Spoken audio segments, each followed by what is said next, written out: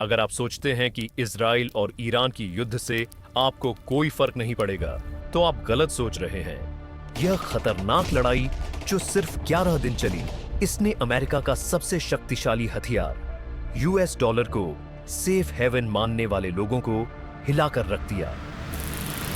जो मैं आपको बताने वाला हूं, वो आपकी हर सेविंग्स अकाउंट और पेंशन फंड को परमानेंटली डिस्ट्रॉय कर सकता है। तो वीडियो को अंत तक देखिए, क्योंकि यह कहानी आपका फाइनेंशियल फ्यूचर डिसाइड कर सकती है। एक ऐसा युद्ध जिस पे शायद ही किसी ने न्यूज में ध्यान दिया हो, वो 2008 के बाद सबसे बड़ा फाइनेंशियल अर्थक्वेक ले आया। जब सभी लोग मध्य पूर्व में मिसाइलों को देख रहे थे, तब कुछ और भी खतरनाक घटनाएं ग्लोबल फाइनेंस की शेडो में हो रही थी। आइए इसको डिकोड करते हैं। कई दशकों से जब भी दुनिया में आग लगी है, निवेशक एक ही जगह भागे हैं, शक्तिशाली यूएस डॉलर। ये एक परमानेंट सेफ हेवन था, एक फाइनेंशियल फोर्ट्रेस जो कभी नहीं गिरा। लेकिन इस बार कुछ अलग था।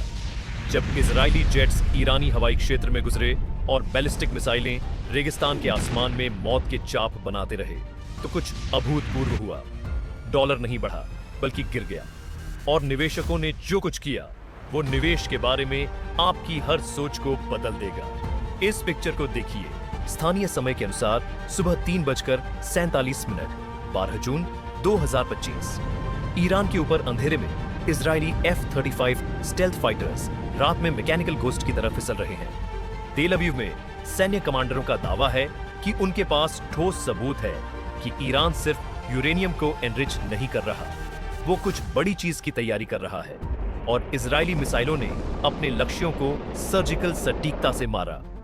लेकिन जो इसके बाद हुआ, उसने एक क्षेत्रीय संघर्ष को ग्लोबल फाइनेंशियल क्राइसिस में बदल दिया। कुछ ही घंटों में ईरान का जवाब तेज और विनाशकारी था। बैलिस्टिक मिसाइलों और कामिकाजे ड्रोनों की लहर के बाद इजरायली सैन्य ठिकानों को जलते हुए नरक में बदल दिया। 11 दिन तक दुनिया ने सांस रोक के देखा कि दो पावरफुल कंट्रीज एक दूसरे पे हमला कर रही हैं। लेकिन जब CNN जलते हुए भवन और कूटनीतिक बैठकें दिखा रहा था, तब असली कार्रवाई कहीं और हो रही थी। न्यूयॉर्क से टोक्यो तक के ट्रेडिंग फ्लोर्स में कुछ ऐसा हो रहा था जो पहले कभी नहीं हुआ था। कल्पना कीजिए, आप एक मिलियनियर हेज फंड मैनेजर हैं। मिडिल ईस्ट में युद्ध शुरू हो जाता है। आपकी प्लेबुक कहती है, डॉलर खरीदो, यूएस ट्रेजरी बॉन्ड खरीदो, सुरक्षित खेलो। स्मार्ट इन्वेस्टर्स ने 80 सालों से यही किया है। लेकिन इस बार नहीं। मजबूत होने के बजाय डॉलर पंक्चर्ड बलून की तरह अपनी वैल्यू खोने लगा।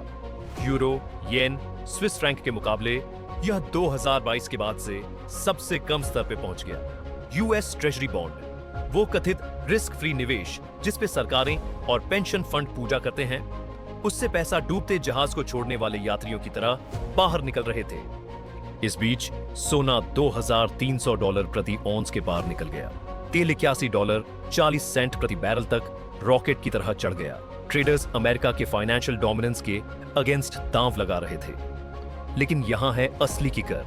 यह पैनिक सेलिंग नहीं थी, यह कैलकुलेटेड, डेलिब्रेट और कोऑर्डिनेटेड भी थी। स्मार्ट इन्वेस्टर्स सिर्फ डॉलर से भाग नहीं रहे थे, वो इसके अंत पे दांव लगा रहे थे। संकट के समय निवेशक दुनिया की सबसे शक्तिशाली मुद्रा को क्यों छोड़ेंगे? इसका जवाब 3 गंदे रहस्यों में छुपा है, जिन्हें वॉल स्ट्रीट नहीं चाहती कि आप जानो।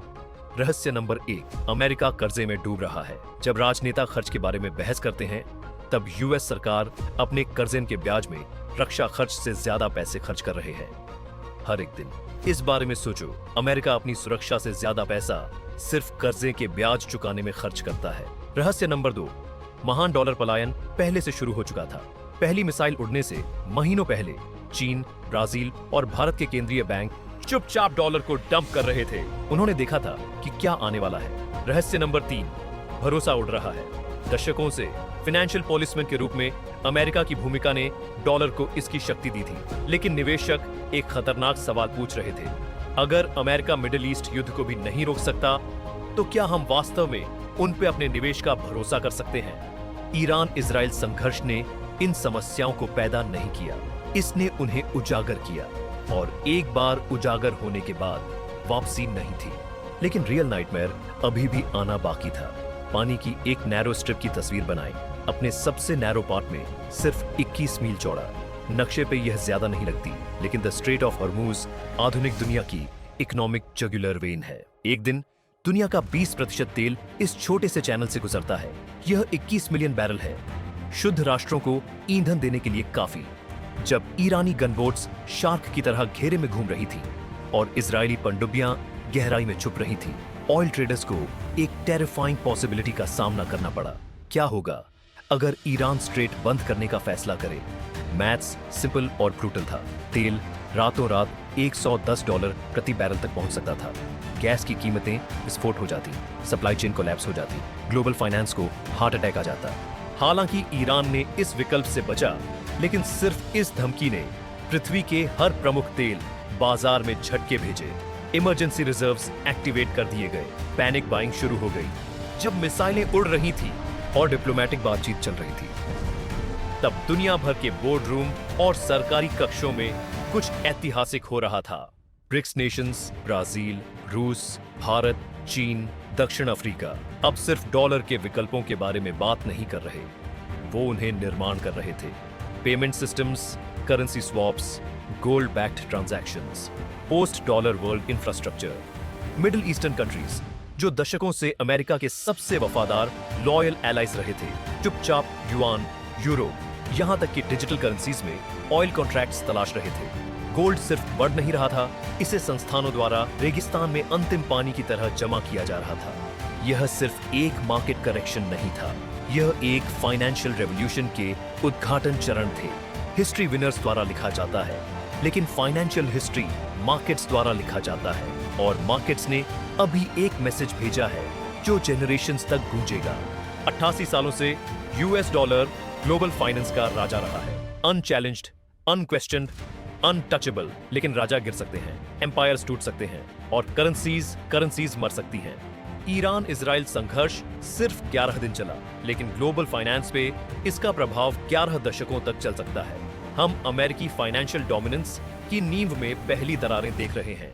क्या यह दरारें फॉल्ट लाइंस बनेंगी या पैच हो जाएंगी? यह इस ग्रह पे हर व्यक्ति के आर्थिक भविष्य को तय करेगा। मिडिल ईस्ट में युद्ध खत्म हो गया है, लेकिन पैसे के भविष्य के लिए युद्ध वो अभी शुरू हुआ है। अमेरिकी डॉलर के गिरने का एक नेगेटिव इम्पैक्ट भारतीय आम आदमी पर यह है कि भारतीय करेंसी के मजबूत होने से भारतीय एक्सपोर्ट घट सकते हैं, जिससे उन छोटे बिजनेसमैन पर भी असर पड़ेगा जो बड़े एक्सपोर्टर्स को कच्चा माल सप्लाई करते हैं। क्या सोचते हैं? क्या हम डॉलर के प्रभुत्व की धीमी मृत्यु देख रहे हैं, या यह अमेरिकी फाइनेंशियल डोमिनेंस के रास्ते में सिर्फ एक और बाधा है? अपने विचार कमेंट्स बॉक्स में लिखिए, मैं हर एक को पढ़ता हूं। अगर आपको ऐसी कहानियां पसंद हैं जहां इतिहास, जियोपॉलिटिक्स और इकोनॉमिक्स इस तरह कोलाइडेड हैं जो आपका माइंड ब्लो कर दे, तो लाइक बटन दबाइए और हमारे चैनल को सब्सक्राइब कीजिए। हम उन घटनाओं में गहराई से जांच करते हैं जो दुनिया को नया आकार देती हैं, जब बाकी सब सतह पे तैर रहे होते हैं। मेरा भरोसा कीजिए, आप जो आगे आने वाला है उसे मिस नहीं करना चाहेंगे।